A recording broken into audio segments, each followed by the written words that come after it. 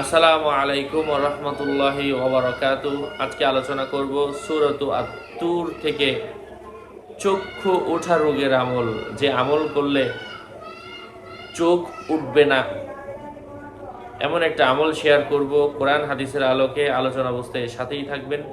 এখনও যারা চ্যানেলটি সাবস্ক্রাইব করেননি সাবস্ক্রাইব করতে ভুলবেন না। ভেরিফাই চ্যানেলের ডিসক্রিপশন বক্সে ক্লিক করলে পেজ এবং আইডি আসবে। এটা ছাড়া আলাদা অন্য কোনো পেজ নেই, আইডি নেই, ইমো নেই, হোয়াটসঅ্যাপ নেই, টিকটক নেই। নাম ছবি দেখে বিভ্রান্ত হওয়া যাবে না। প্রত্যেক ভিডিওতে আলাদা আমি সাবধান করি, সতর্ক করি।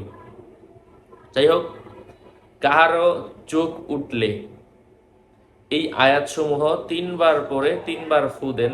এভাবে আপনি 7 দিন করেন। আল্লাহর রহমে চোখ উঠা যত বেশি হোক না কেন, আল্লাহ পাকের অশেষ রহমে চোখ উঠা ভালো হয়ে যাবে আল্লাহর কোরআনের আয়াতের মাধ্যমে।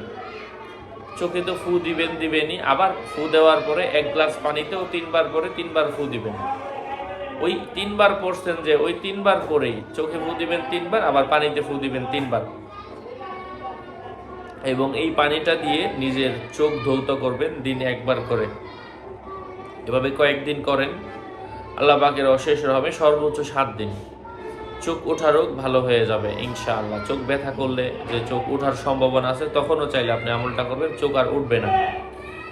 আমি সেই আয়াতটা বলে দিচ্ছি। আউযু বিল্লাহি মিনাশ শাইতানির রাজীম, বিসমিল্লাহির রহমানির রহিম। ফাযাক্কির ফামা আনতা বিনি'মাতি রাব্বিকা বিকাহিনিন ওয়ালা মাজনুন আম ইয়াকুলুনা শাইরুন নাতারাব্বাসু বিহি রাইবাল মানুন কুল তারাব্বাসু ফাইন্নী মা'আকুম মিনাল মুতারাব্বিসিন। আল্লাহ পাক আমাদেরকে আমল করার তৌফিক দান করেন। আর এই কিতাবগুলোও যদি প্রয়োজন পড়ে, যে হুজুর আমি আমল দেওয়ার রোকের কিতাব সংগ্রহ করতে চাচ্ছি, আপনি যেখান থেকে দিচ্ছেন আমার সাথে যোগাযোগ করে নিয়ে নেবেন। 01908183699। ওয়াসসালামু আলাইকুম ওয়া রাহমাতুল্লাহি ওয়া বারাকাতুহু।